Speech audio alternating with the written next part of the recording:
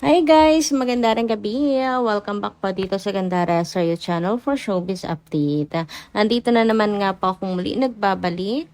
Ang nagmamaganda ninyo kachismosang Kim Pao, wala na nga pong iba. Ang lukaret na si Gandara Sa'yo upang magatid sa inyo ng latest update and fresh happenings patungkol kina Kim Chiu and Paolo Avellino. And para nga po sa gabing ito, ang tatalakayin naman po natin at pag-uusapan ay mayroon pong kinalaman dito sa Di Alibay, ang unang pag-ere po nito sa Free TV na talagang inapakaabangan po natin. O di ba?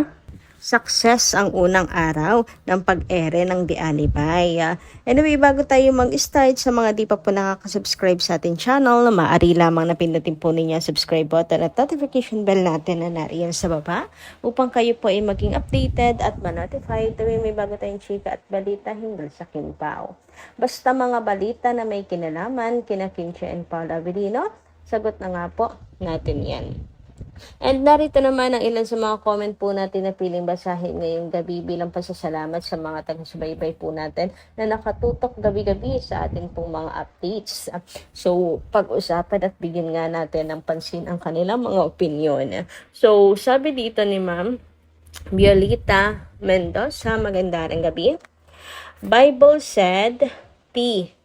3:36, He loved of money. Baka okay. The love of money is the root of evils. Kaya kung sobra ang pag-ibig sa salapi, siyang ugat lahat ng uri ng kasamaan. Kaya sa paghahangad ng salapi ay may naghahangad na makuha ang pinagpaguran mo at isa pang nawala. At isa pa, pag nawala na tayo sa mundo, wala tayong madadalang anuman sa mga pinagpaguran ng tao. So, ano pong ibig niyo sabihin dito, Ma'am Violeta Mendoza? Sinong pinatutungkulan niyo, tungkol po rito?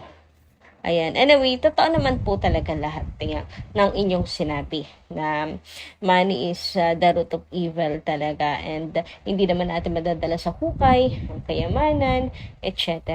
Pero kung sina Kim and Paolo po ang inyong sinasabihan, hindi naman sila mukhang pera. 'Di ba? Sadyang mahal lang po nila ang pag-arte. Yung tipong pagka pag nasa industry ka, once na huminto ka, tutuloy-tuloy na yan. Hindi naman po nila gusto na mawala ang pag-arte po sa kanila. 'Di ba? Kasi passion po nila yan. Ayan, kaya wag na lang din po natin sila husgahan. Lalo pat blessing po sila sa nakakarami. Kaysa naman po sa ang makinabang ay yung mga taong walang kwenta. Anyway, sabi naman po dito ni Ma'am Kitty Bells, magandang gabi.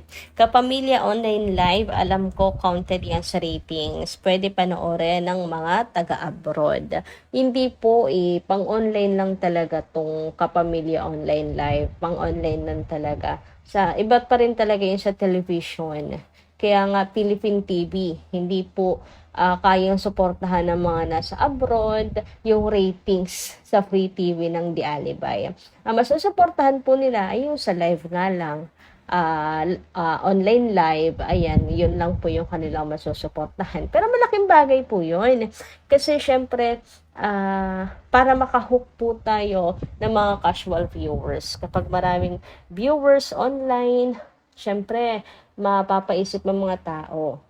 Ayan. And syempre, pagpapakalat din ng mga magagandang clips na kuha po sa Di Alibay para mas makuha po natin ang kanilang atensyon. Which is, I think, hindi naman mahirap gawin kasi maganda naman po lahat.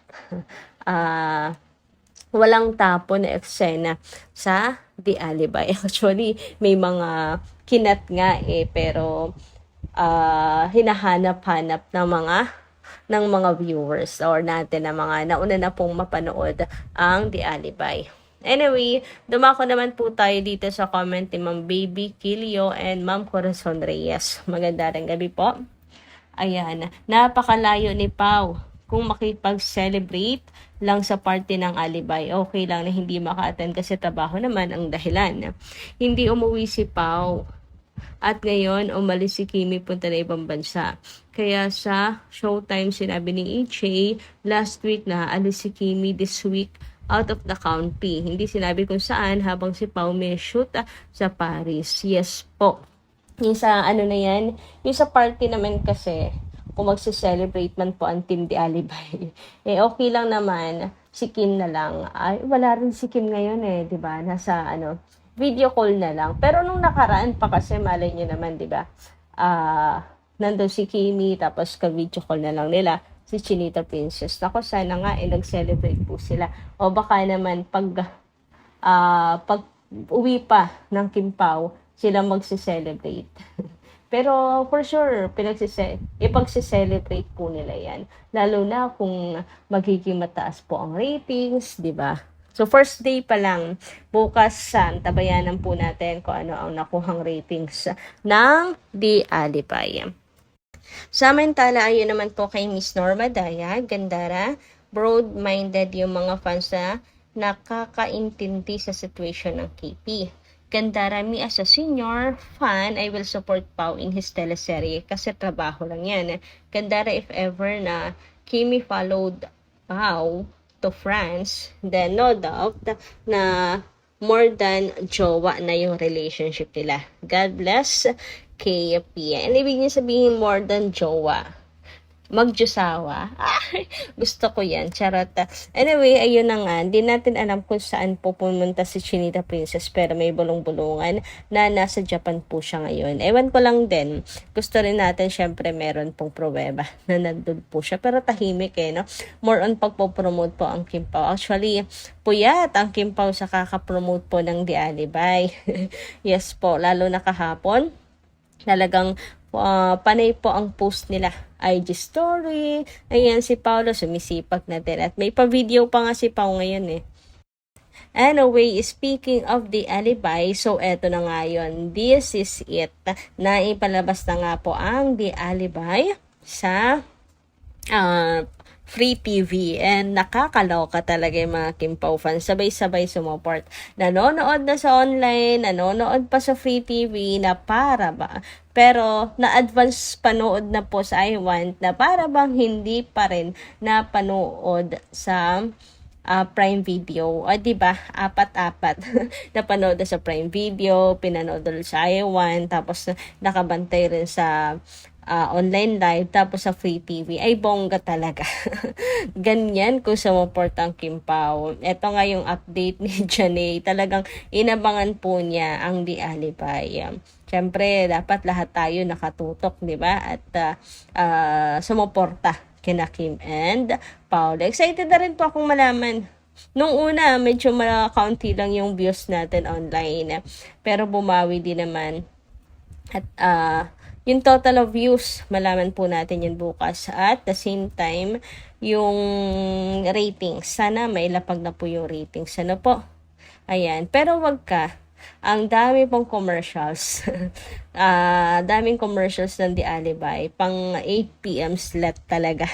Bongga nga yun. Yung iba nga, tayo syempre mga Kim Pao matutuwa. Kasi syempre, advertisers yan. Ibig sabihin lang kasi pag marami pong commercials, ay maraming nakaabang po. Success, maganda yung palabas. Pero first day pa lang naman, sa mga susunod po na araw, buwan, at linggo, hantabayanan pa rin po natin. Pero ngayon pa lang, congratulations, Kim and Paolo. Grabe nga sa commercials.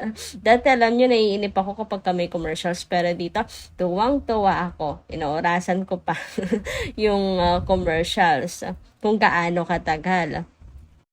And of course, I am excited and looking forward sa magiging reviews ng mga casual viewers, anong kanilang masisay, kanilang comment sa The Alibay. Pero nung sa iWant pa lang naman, marami na pong pumupuri kay Chinita Princess. And ngayon na nasa Free TV, umaasa ako na mas marami po ang pupuri kay Kimi and kay Paolo Avellino. So bukas, bigyan po natin ng oras yan, ang pagbabasa ng ilang mga magagandang komento at reviews kina Kim and Paolo dito sa The Alibay. So, hanggang dito lang muna mga kakimpaw. Di ko na kayo masyadong pupuyatin. Thank you so much po sa inyong pakikinig. And kita-kits po muli sa mga susunod natin, chika. Maraming salamat. Good night. Kita-kits bukas. Ingat po kayo palagi.